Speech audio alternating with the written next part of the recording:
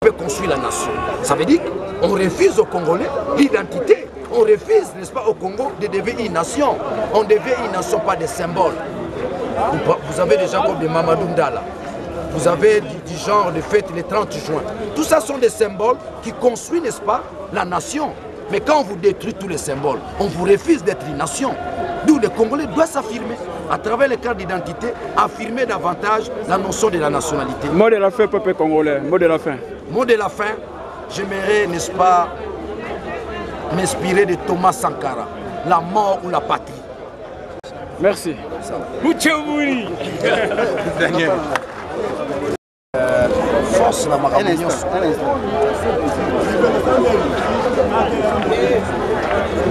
Réaction est ça simple. Ce qui va tourner, tout va biroder.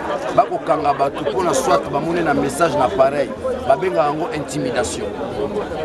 To se confier na intimidation à la tête. Ba autorité bazotinda bango. Bazotinda bango simplement parce que bazobanga peuple. Sous autres si peuple babanga kaé. Likambo to ko sala. Réaction peuple ko sala lolengeni. Biso moko ba congolais. Tokoma na niveau ya responsabilité. Biso moko ba congolais. Tokoma na niveau ya ko sécuriser. Biso moko na voisin na yo. Donc la sécurité revient à nous-mêmes. Oh nous sommes mona wana. Bureau de ko kangaka bat. Bureau des alini. Bureau des alini service à renseignement. Service à renseignement des alini. Les alini moko ya mosala n'est-ce pas l'état. L'état n'a commis l'état na nini. C'est l'argent du contribuable ndo futa bureau de oui ko nyoko la peuple. Oui ko nyoko la population tam kolombo. Soki bino population bo moni bongo ko telemeli mutambo. Nako nazala eliki te bureau de bazala pe na monduki te. Yo moninga mobalo ko banga moninga nazala monduki te. Telemele kanga na nzoto tingama na ye. Belela batu. Aujourd'hui l'implication est générale. Et là qu'on fait ça tu sala un réarmement moral. À lancer appel na biso nyonso. Tous ont responsabilité na biso. La première responsabilité notre propre sécurité. Service à renseignement il y a solo les alliés population. Bureau de à solo les alliés population. Armée à solo. On va revenir dans le quota français. L'armée redoutable qui ne rate jamais sa victoire. Les alliés bongo peuple la population. Donc makambo ba ko salana eza ba intimidation. L'influence était tout ka tengama. O Félix abengi ki tintin. Eza ki tintin. Yo ko tia peuple mal à l'aise par rapport à quoi? Yé motazo sunga na nzela contribution na ye. O ba bengi les contribuables. Ils allaient pas les sous régime. Oh mona wana babengi on a français na droit balobi l'absence de l'autorité de l'État. Lorsqu'il n'y a plus autorité de l'État, c'est la fin du régime. Nako souligner, nako soukisa. Régime wa Kabila les alliés moribonds, aux abois, défaillants, et comme na souka, na souki sibon. S'il vous plaît, les lonenge enrôlement au salam, l'enterre moko ezali impossible. Par rapport à la date Oyo Corneille Nanga à dans un régime démocratique, peuple n'est pas dans un basuka. Ce qui peuple a moni baïke ba s'enrouler. Toko telema. Le kola se moto yoko peut toko sengo eza droit na biso. Les droits se revendiquent. Congolais la na marambo teke non, tozo senga na tata Kabila te. Les droits on les revendique. Peuple fa comme na niveau na revendiquer droit na ye.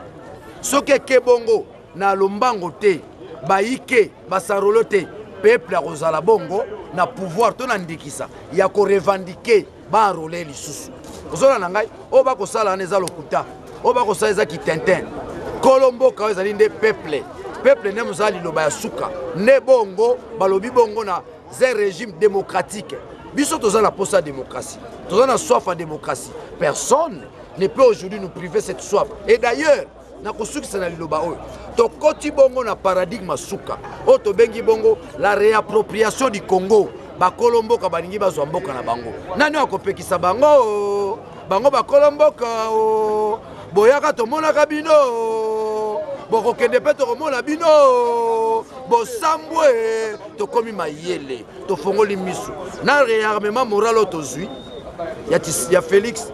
Oh, ben, Mikolo, sauvons les Congo. Sauvons les Congo. Merci. Félix Tshisekedi. J'ai dit la fédération Yangola. La diaspora Libanda. Balobi na moment awa gouvernement Angola ensemble avec Dos Santos. Balobi trop c'est trop. Avec le fils ya mwana mboka oto benge le fils de Tokolo balobi cet week-end il doit maintenant quitter Kinshasa pour faire chez cette amambe. Donc mukola samedi poser la mot d'ordre te ceux qui présent appellent ce mot d'ordre ceux qui appellent ce mot d'ordre te puis ce peuple congolais te se prendre à charge.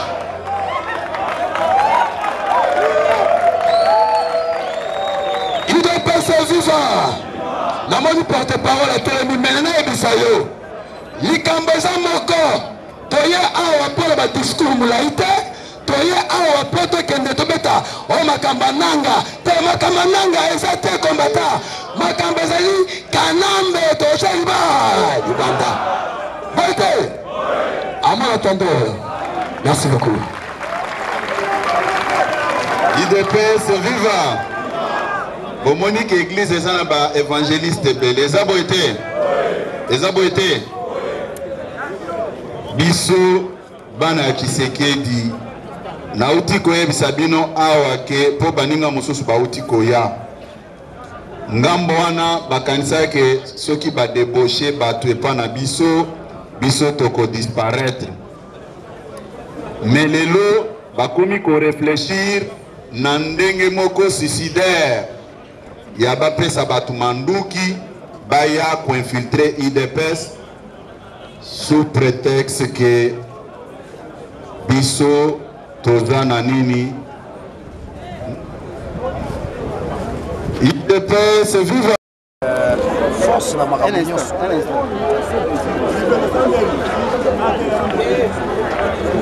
Réaction est simple. Ce qui va tourner, tout va biroder. Bako kanga batu pour na soit bamone na message na pareil. Babenga ngo intimidation. To se confier na intimidation à la tête. Ba autorité bazotinda bango. Bazotinda bango simplement parce que bazobanga peuple. Sous autres si peuple babanga kaé. Likambo to kosala. Réaction peuple kozala lolengeni. Biso moko ba congolais. Tokoma na niveau ya responsabilité. Biso moko ba congolais. Tokoma na niveau ya ko sécuriser. Biso moko na voisin na yo. Donc la sécurité revient à nous-mêmes. Oh nyoso ko mona wana. Bureau de ko kanga kabat. Bureau des alini. Bureau des alini service à renseignement. Service à renseignement alini. Les alini moko ya mosala n'est-ce pas l'état. L'état n'a commis l'état na nini. C'est l'argent du contribuable ndo futa bureau de. Bureau de ko nyoko la peuple. Oui ko nyoko la population tam kolomo. Soki bino population bo moni bongo. Ko telemeli mutabo. Nako nazala eliki ate bureau de bazala pe na mundu kite. Yo moninga mobalo kobanga moninga nazala mundu kite. Telemele kanga na nzoto tingama na ye. Belela batu. Aujourd'hui l'implication est générale. Et là qu'on fait ça tu ko sala un réarmement moral. À lancer appel na biso nyonso. Tous ont responsabilité na biso. La première responsabilité notre propre sécurité. Service à renseignement il y a solo les alliés population. Bureau de à solo les alliés population. Armée à solo. On va revenir dans le quota français. L'armée redoutable qui ne rate jamais sa victoire. Les alliés bongo peuple la population. Donc makambo ba ko salana ils ont intimidation. L'influence était tout cas tengama. Oh Félix abengi qui tintin. Ils ont qui tintin. Yo retient peuple mal à l'aise par rapport à quoi? Yé motazo sunga on a nzela contribution na ye. On va bengi les contribuables. Et ils allaient sous souka régime. Oh mona wana babengi on a français na droit balobi l'absence de l'autorité de l'État. Lorsqu'il n'y a plus autorité de l'État, c'est la fin du régime. N'a pas souligné, n'a pas souki ça. Régime à Kabila les alliés moribonds, aux abois, défaillants, et comme na souka, na souki si bon. S'il vous plaît, les lonenge enrôlement au salam, l'enterre moko ezali impossible. Par rapport à la date Oyo Corneille Nanga à. Mais bamoni bisole ti babolole. Bino pelelo naza koyebisa bino puisque naza kobenga bino ba ayant droit. Vous avez quand même droit à l'information. Ezabo été. Oui. Ezabo été. Oui. Vous à la vigilance. Bo kanisate ke makamunyo so bakoyela bino eza ya solo. Bomona ki période oyo balobela ki bino ke non balingi bakunda président na Gombe. Oui, période wana. Bomona ki soki bo réfléchir bien, bozongi na ndenge moko normal.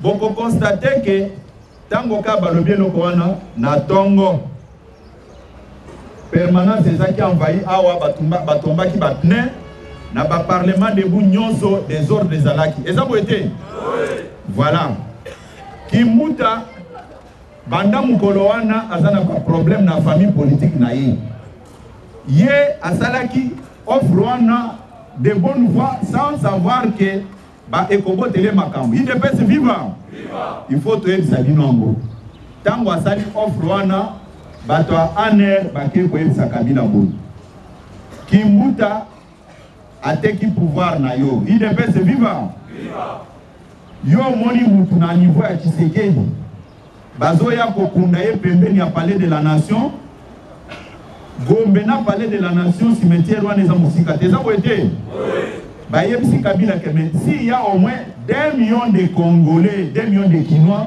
au baza ko accompagner zoto à Tshisekedi est-ce que eza musika na palais de la nation régime na yo kokweya régime na yo ekokweya Kimbuta trahir yo IDPS vivant boza na droit ya koyeba ba petit détail wana mutu apesaki information wana azaki ministre na gouvernement ya badibanga IDPS vivant bagangela Kimbuta makasi siko balobi ke soki tolobi ke toza koanine likambo oyo tokoma batu mabe na miso ya mokili mobimba IDPS vivant tokosala nini lokola baza toujours kaka na makanisi ya mabe bakoti na bakamp militaire barecruter plus de 2000 policiers et militaires. Badmisi bango balati baisi on boza à l'antenne civile. Ba déployer bango na ba parlement de Bunyonso. IDPS vivant. Ba mususu ba yetiao. Ba tumbi ba pne ba lobi toboy. Mais les faibles ba koya kina motambo wana. Pona nini? Tango biso IDPS lobika ke non, biso tolanda ko base lingi nde to adopta.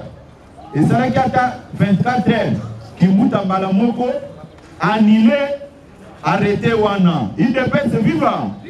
IDPS vivant. Tant wanilango, malgré qu'on annulé wana, azana ba problème dans la famille politique naïe. Ata ba wangani, c'est ça la vérité. IDPS vivant. Yango tozo senga bino vigilance, boz à la vigilance. Bon quand ça te que nyonso ba koloba na bino, eza a solo. IDPS vivant.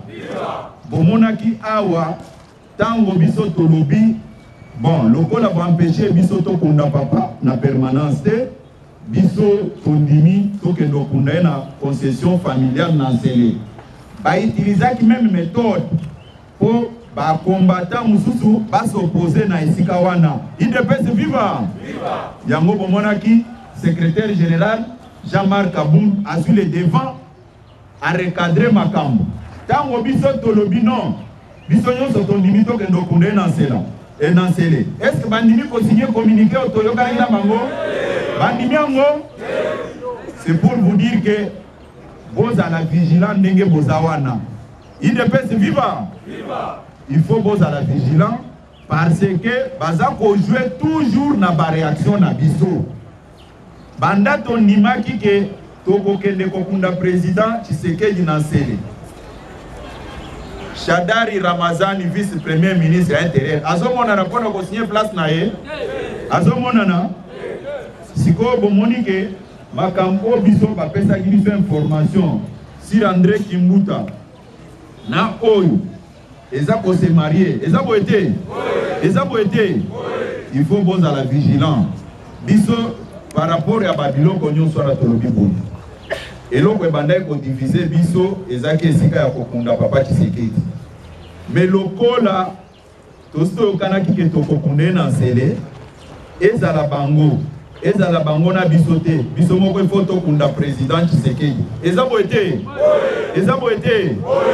yango tozolo bake toza na secrétaire général Amayele na ba collaborateur na ye o baza komona makambo ya mabe tango eza koya bozala ye confiance yango bomoni baza kobundisa ye baza kobundisa na ndenge nyonso bobetela na secrétaire général biso maboko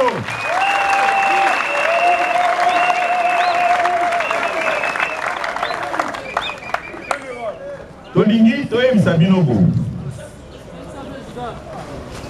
makambo oyo eza koleka banda président na biso akufa ba texte na biso eza koloba boye soki président akufi ou soit empêché na ndenge akosala musala te parti elingaki ezala dirigé et pas bato misato IDPS vivant il faut koyebisa bino biloko wana puisque boza bayeyang droit nga nazalaka na respect belé envers bino puisque nayebi ke partout je passe soki barespectaka nga baza korespecte nga mpo na bino eza boye te eza boye te bomibetela maboko makasi soki omoni cadre ya parti aza koreconnaître base ndenge boza boye te aza normal te eza boye te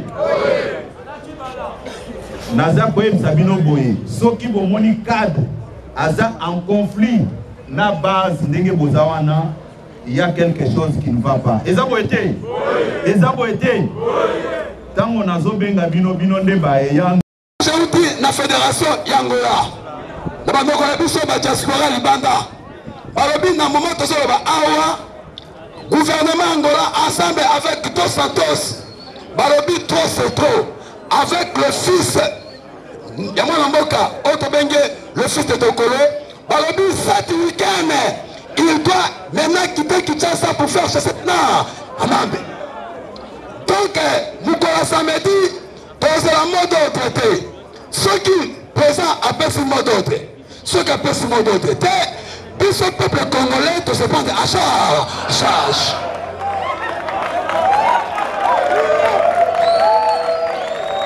Il doit passer vivant.